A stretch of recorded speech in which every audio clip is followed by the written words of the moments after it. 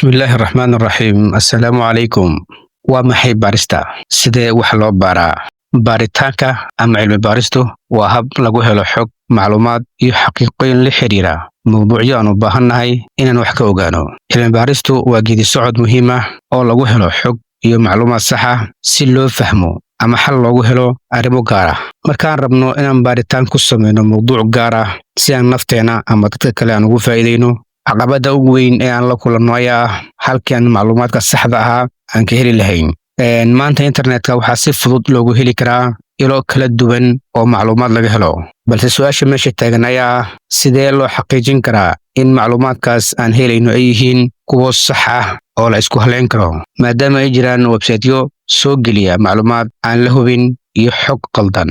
Waxaa lama huraan ah markaan baaris samaynayno ama xog aan raadinayno inaanu adeegsano habab sugan oo lagu kala saari karo xogta saxda ah iyo midda khaldan. Muuqaalkana maanta waxaan si qoto dheer ugu hadli doonaa sida loo xusho ilo xogeed oo lagu kalsoonaan karo, sida loo hubiyo sax ahaanshaha macluumaadka, sida wax loo baaro, noocyada baarista, marxaladaha baarista, waxyaabaha loo adeegsado wax baarista, iyo talooyin muhiim ah oo ku aadan sida loo helo xogta saxda ah. Intaan u guda gelin mowduuceena maanta, fadlan haddii aad nagu cusub tahay ha ilaawin inaad channelka subscribe noo saarto. Haddii aad hore noola joogtana muuqaalka aad like garayso lana wadaagto asxaabtada kale si ay ugu faa'iidaystaan. Mahadsanidin. Baaris kasta waxay u baahan tahay habraac sax ah, qorshayn iyo qiimeyn macquul ah si loo hubiyo macluumaadka la helayo inay yihiin kuwo sax ah oo lagu kalsoonaan karo. Qarniga 21aad, dadka intooda badan waxay wax ka baaraan Google, maadaama si sahlan xogta loogu heli karo. Inkastoo Google uu yahay aalad awood badan oo laga heli karo malaayiin website ah oo macluumaad soo bandhiga, haddana cilmi baaruhu waa inuu taxadir dheeraad ah muujiyaa si uu kala saaro xogta saxda ah iyo midda qaldan. Waxaa jira macluumaad badan oo aan la hubin, warar been abuur ah iyo xog qaldan oo laga heli karo internetka, taasoo keeni karta in baaristu noqoto mid aan la isku halayn karin. Sidaa darteed, cilmi baare kasta waa inuu adeegsadaa habab sugan oo uu ku soo xusho xogta saxda ah, sida hubinta ilo rasmi ah, isbarbardhigga xogta, iyo adeegsiga website-yo la isku halayn karo si loo hubiyo macluumaadka laga helayo internetka. Insha Allahu tacaala markaan waxaan fiirin doonaa noocyada baarista. Baarista waxay u kala baxdaa dhowr nooc oo kala duwan, waxaana ka mid ah baaris aasaasi ah. Markaan ka hadlayno baaris aasaasi ah, waa baarista mowduucyo gaar ah si loo fahmo xaqiiqooyinka cusub, loo balaariyo aqoonta, loona barto fikradaha iyo aragtiyada aasaasiga ah cilmiga. Baarista cilmiga waa mid si toos ah loogu adeegsado kor u qaadidda aqoonta, xal u helidda aqoon-yarida, si mustaqbalka loo horumariyo aqoonta guud ee shakhsiga. Shakhsi kasta oo cilmi baara ah wuxuu mararka qaar u baahan yahay inuu sameeyo baaris aasaasi ah si uu u baaro mowduucyo gaar ah, u helo macluumaad la isku halayn karo.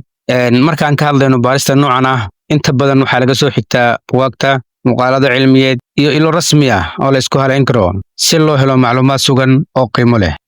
Baarista xal u helidda dhibaatada nolosha waa nooc cilmi baaris ah oo si toos ah loogu adeegsado xal u helidda dhibaatooyinka dhabta ah ee nolosha.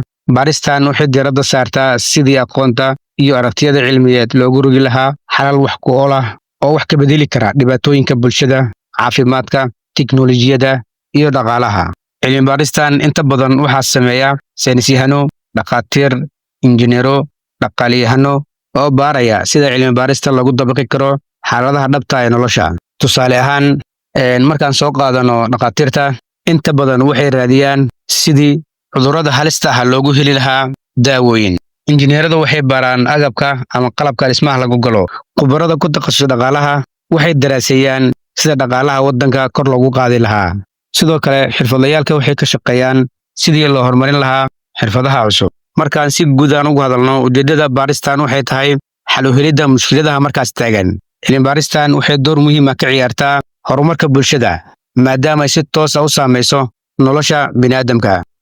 Markaan ka hadalno marxaladaha cilmi baarista, markaad rabto inaad wax baarto, waxaa jira tallaabooyin muhiim ah oo la raaco si aad wax u baarto. Tallaabooyinkaas waxaa ka mid ah xulashada mowduuca aad rabto inaad baarto.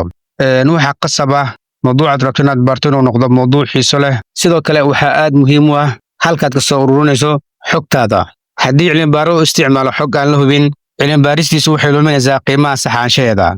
Dunida maanta ilo kala duwan ayaa laga heli karaa macluumaad sida internetka, buugaagta, maqaalada cilmiyeed, daraasado hore loo qoray, iyo xog laga soo ururiyey dad khabiir ku ah mawduucaad rabto inaad baarto. Marka si loo hubiyo in xogta aad soo ururisay tahay mid sax ah, waxaa lagama maarmaan ah in cilmi-baaruhu u adeegsado ilo la xaqiijiyey sida hay-adaha cilmi-baarista. Raacidda habkan waxay kaa saacidaysaa inay baaristaadu noqoto mid qeexan, la fahmi karo, lagana heli karo macluumaad sugan oo sax ah. Markaana isla fiirino hababka loo sameeyo cilmi-baarista. Waxaa jira habab kala duwan oo cilmi-baarista loo sameeyo, kuwaasoo ku xiran nooca cilmi-baarista iyo ujeeddada laga leeyahay. Qaarkood waxay diiradda saaraan ururinta xog cusub sida wareysiyada, sahanno in la sameeyo, iyo tijaabooyin, halka kuwa kale ay isticmaalaan xog hore loogu helay buugaagta, daraasadaha hore loo sameeyey, iyo maqaalada cilmiyeed. Doorashada habka cilmi-baarista saxda ah waa mid muhiim u ah natiijada daraasadda, maadaama habka qaldan uu keeni karo xog qaldan ama natiijo aan sugnayn. Waxaa jiraan caqabado badan oo ka hor imaan kara markaad samaynayso cilmi-baaris ama markaad wax baarayso. Cilmi-baarayaasha waxay inta badan la kulmaan caqabado kala duwan oo saameeya hanaanka baarista iyo sax ahaanshaha natiijooyinkooda.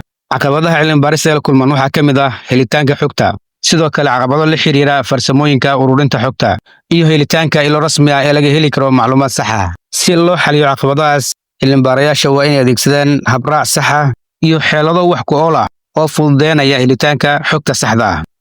Markaana waxaan isla soo gaarnay gebagabadii muuqaalkeena. Baaristu waa hab muhiim ah oo wax badan lagu ogaan karo, waxayna u baahan tahay qorshayn, ururin xog, falanqayn, iyo soo bandhigid sax ah. Qof kasta oo raba inuu wax baaro waa inuu isticmaalaa marjac sax ah si uu u gaaro natiijooyin sugan. Haddii aad rabto inaad baaris samayso, hubi inaad raacdo tallaabooyinkan si aad u hesho xog nadiif ah.